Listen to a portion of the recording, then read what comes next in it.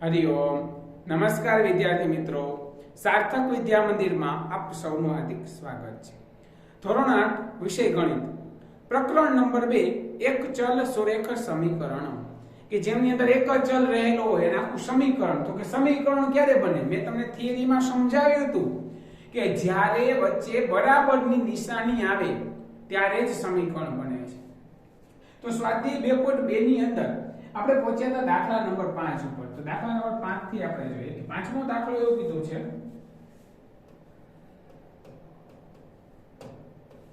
દાખલા નંબર 5 બે સંખ્યાઓનો ગુણોત્તર 5:3 અને તફાવત 18 હોય તો એ સંખ્યા શોધો। હું અહીં લખું છું કે બે સંખ્યાનો ગુણોત્તર બરાબર 5:3 અને એનો તફાવત આ ગુણોત્તર જે લીધો છે એનો તફાવત છે 18। તો આ બે સંખ્યા શોધવાની છે। જ્યારે પણ ગુણોત્તર શબ્દ આવે એટલે તમારે એવું સમજવાનું કે જેમમાં ગુણોત્તર હોય એનો મતલબ એવો થાય કે જો 5 જે છે તેને વધારીએ તો 8 પણ વધે, 3 પણ વધે અને 3 ને ઘટાડીએ તો 5 પણ ઘટે। એટલે એ ગુણોત્તર છે ને નિશ્ચિત ન હોય, વધવાનું અથવા તો ઘટવાનું ચાલુ હોય। એટલા માટે જ્યારે પણ ગુણોત્તર આપણને જેમની નિશાની કહેવાય, વચ્ચે બે ટપકા એને કહેવાય જેમ। જ્યારે પણ ગુણોત્તર આપણને દેખાય ત્યારે આપણે પહેલું કામ એવું કરવાનું કે એને x કહી દેવાનું। એ લખવાનું કે અહીં ગુણોત્તર 5x અને 3x છે। આનો મતલબ શું? x લખ્યા, જો હતા નહીં આપણે x લખ્યા એટલે x કોઈ પણ ચલ લખ્યો એટલે એનો મીનિંગ એવો થાય કે 5 જે છે 5 ને હું 1 વડે ગુણું તો 5 એકા 5 થાય। x ની કિંમત મારે મૂકવાની દરેક વખતે। ફોર એક્ઝામ્પલ હું 1 મૂકું તો 5 એકા 5, તો અહીંયા x ની 1 મૂકું તો 3 એકા 3 એટલે 5:3 નો ગુણોત્તર થયો કે ન થયો? અલ્ટીમેટલી ગુણોત્તર એટલે કે અહીં લખું છું 5/3। x ની કિંમત હું 2 મૂકું છું, x ની કિંમત 2 મૂકું તો 5 દુ 10 થઈ જાય। તો આને 2 વડે ગુણ તો 3 દુ 6 થઈ જાય। એટલે જો 5/3 કહો, 10/6 કહો, આ બધું કેવું થયું? સરખું થયું। હજી 3 વડે ગુણ તોય સરખું થાય, કારણ કે એના છેદ ઉડાડ્યા છે। તમે ઘણા બધા એક્ઝામ્પલમાં જોવો છો કે રકમ જે છે એ રકમને અનુસાર આપણે સાદરૂપ આપીએ તો છેલ્લું સાદરૂપની અંદર જવાબ જે છે તે ચોપડી બુકની પાછળ પણ અલગ હોય ને આપણે અલગ આવતો હોય તો આપણે થાય આપણો દાખલો ખોટો, પણ ના, દાખલો ખોટો નથી અને સાદરૂપ વધારે આપ્યું હોય। કારણ કે 10 છે તો હું કહી શકું 5/2, 6 છે તો હું કહી શકું 3/2, 2 ઉડી જાય તો 5/3 ન આવી ગયું તો જવાબ તો સાચો જ કહેવાય, સરખો જ મેળો કહેવાય। તો કે આ સાહેબ સરખો જ કહેવાય, તો ક્યાંય આપણું ખોટું હોતું નથી। તો આપણે ગુણોત્તર આપ્યો છે એટલે ગુણોત્તરનો મીનિંગ x એટલે લીધો છે કે એની કિંમત છે તે કોઈ પર્ટીક્યુલર નથી હોતી પણ ચેન્જ થતી રહેતી હોય છે। હવે એમ કીધું છે આ ગુણોત્તરનો તફાવત, જ્યાં પણ તમને આવો તફાવત આવો શબ્દ દેખાય, તફાવત એટલે કે એની બાદબાકી, તફાવત એટલે કે બાદબાકી, એનો તફાવત 18 હોય, એનો તફાવત કરવું અહીંયા તો 5x - 3x બરાબર 18। 5x - 3x બરાબર 18। હવે 5x માંથી 3x જાય તો અહીં જો આપણે ઘણાને હજી કન્ફ્યુઝન થાય કે સાહેબ એમ કેમ બાદબાકી થઈ કે x છે, તો એના માટે એક સ્ટેપ તમને કરીને બતાવું। તો આ બંનેમાં અહીંયા x છે ને અહીંયા x છે। પહેલા ચેપ્ટરમાં આપણે કોમન કાઢ્યા હતા, અહીં હું કોમન કાઢું x ને તો પાછળ શું વધે? અહીંયા 5, અહીં x નીકળી ગયો, નિશાની માઈનસ, પાછળ શું વધે? 3 બરાબર 18। x ના x 5 માંથી 3 જાય તો 2 બરાબર 18। હવે x અને 2 કેમાં છે? ગુણાકારમાં છે। બરાબરની આગળની સાઈડ ગુણાકારમાં છે, જો એને બરાબરની પાછળની સાઈડ મોકલવામાં આવે તો જશે છેદમાં, તો x બરાબર 18/2। તેથી x બરાબર 18/2 કરો એટલે જવાબ મને મળશે 9 આ x ની કિંમત કેટલી મળી 9 મળી હવે x ની કિંમત 9 મળી છે ત્યાં મૂકી દઉં હું તો 9 × 5 = 45 ને 9 × 3 = 27 આ બે સંખ્યા મને મળે તો આપેલી સંખ્યા આપણે કહેવાય તો અહીં લખી શકો ગુણોત્તર જે મને આપેલો હતો એ ગુણોત્તર 5x ને 3x બરાબર 5x 5 × x ની કિંમત મળી હતી 9 તો 5 × 9 = 45 3 × x ની કિંમત મળી 9 9 અને 27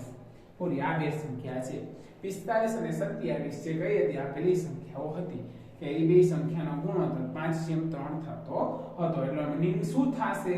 કે 45 છે બરાબર એમને હું ગુણકમાં વધારતો જઉં એમ 27 ના ગુણકમાં પણ વધારો થતો જાય અને જો હું એને ડિવાઇડ એટલે ભાગાકાર કરતો જાઉં તો 27 ના ગુણકમાં પણ ભાગાકાર થતો જાય એટલે ઓછું થતું જતું હોય છે રાઈટ હવે ત્યાર પછી આપણે એક્ઝામ્પલ નંબર 6 જોઈએ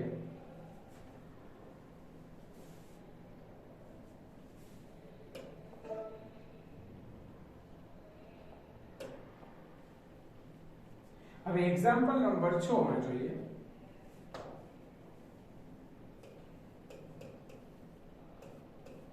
દાખલા નંબર 6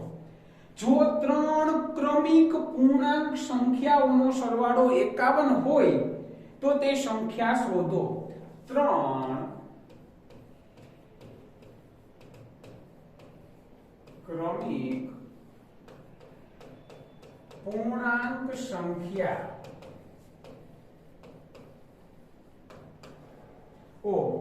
નો સરવાળો 51 પૂર્ણાંક સંખ્યાઓ અને એનો સરવાળો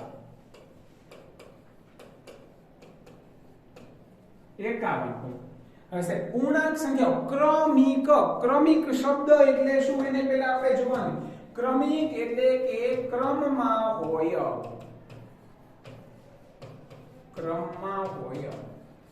હું એમ કહું કે તમારા રોલ નંબર બોલો તો ક્રમ વાઇઝ તમે બધા વિદ્યાર્થી મિત્રો પોતાના રોલ નંબર બોલતા હોય તો ક્રમિક કહેવાય કે પહેલા શરૂઆત 1 થી કરી પછી 2 થી કરી 3 4 આ રીતે બોલતા હોય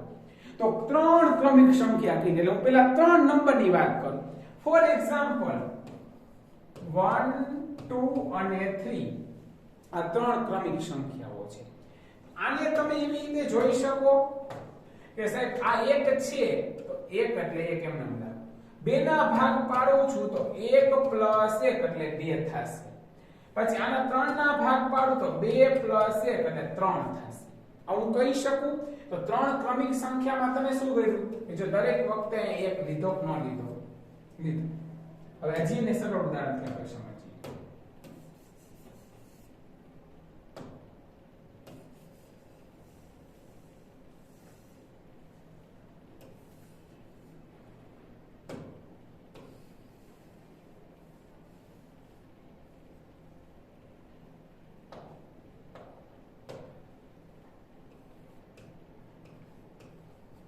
હવે હું એવું કહું છું કે અહીં ત્રણ ક્રમિક સંખ્યા x x + 1 x + 2 છે આગળ આપણે એવું લખી નાખીએ કે ધારો કે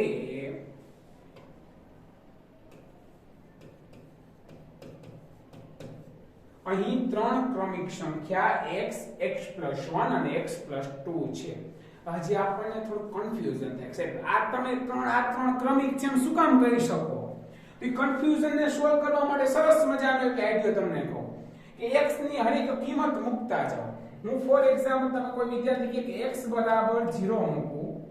x બરાબર અહીં 0 મૂકું તો પહેલા શું થઈ જશે x ની કિંમત 0 અહીં x ની કિંમત 0 મૂકું તો 0 + 1 એટલે શું થઈ જશે 1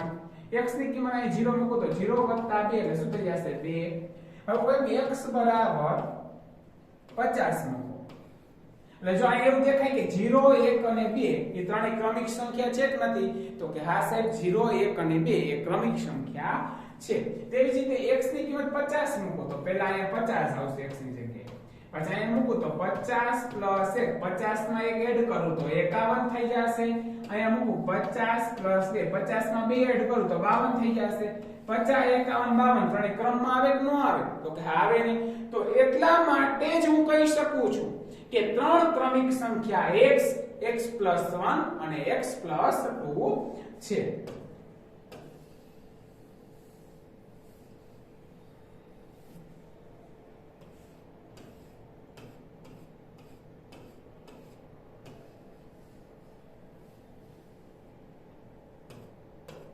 હવે એક્ઝામ્પલમાં આપણે આગળ જોઈએ એવું કીધું છે આ ત્રણેય ક્રમિક સંખ્યાઓનો પૂર્ણાંક સંખ્યા હોય છે તો ત્રણેય પૂર્ણાંક જે છે x x + 1 x + 2 એમનો સરવાળો 51 થતો હોય એનો સરવાળો તો પ્રથમ ક્રમિક સંખ્યા x પ્લસ બીજી ક્રમિક સંખ્યા x + 1 પ્લસ ત્રીજી ક્રમિક સંખ્યા x + 2 આ બધાનો વચ્ચે જો સરવાળાની નિશાની કઈ છે એટલે ત્રણેય ક્રમિક સંખ્યાનો સરવાળો કરો એ સરવાળો કેટલો થતો હોય 51 હવે આને સરખી રીતે લખું તો લખી શકું x + x + 1 + x + 2 બરાબર 51 x + x એટલે 1x + 1x એટલે કેટલા થાય 2x 2x + 1x એટલે કેટલા થાય 3x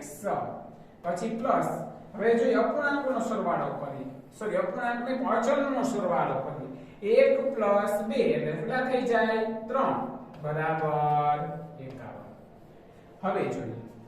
કે આ 3 છે 3 સામેની સાઈડ જશે તો આ બાજુ સાઈડ પ્લસ છે સામે જાય તો કેવા થઈ જાય તો કે સાઈડ માઈનસ થઈ જાય 51 - 3 તો 3x બરાબર 51 માંથી 3 જાય તો 48 તો x બરાબર 48 અહીંયા 3 છે એ ગુણાકારમાં છે બરાબરની સામે જાય તો થાય ભાગાકારમાં 48 પણ ક્યાં 3 તો x બરાબર 16 તરી 48 તો x ની કિંમત મને કેટલી મળી 16 મળી હવે જો x ની કિંમત તો જ હજી આપણને મળી છે બીજું કંઈ જ મળ્યું નથી તો હવે x ની કિંમત ઉપર મૂકીએ તો સૌપ્રથમ અહીં મૂકો પ્રથમ ક્રમિક સંખ્યા x બરાબર 16 થાય બીજી ક્રમિક સંખ્યા x + 1 x ની કિંમત 16 + 1 બરાબર 17 થાય ત્રીજી ક્રમિક સંખ્યા x + 2 x ની કિંમત 16 + 2 એટલે 16 ને 2 18 થાય તો 16 17 અને 18 આ ક્રમિક સંખ્યા કહેવાય કે ન કહેવાય તો કે આ કહેવાય ને તો આ 16 17 18 ત્રણેય ક્રમિક સંખ્યા હતી એનો સરવાળો 51 થતો હતો ને એ સંખ્યા આપણને અહીંયા મળી ગઈ છે હવે ત્યાર પછીનો એક્ઝામ્પલ આપણે જોઈએ આગળ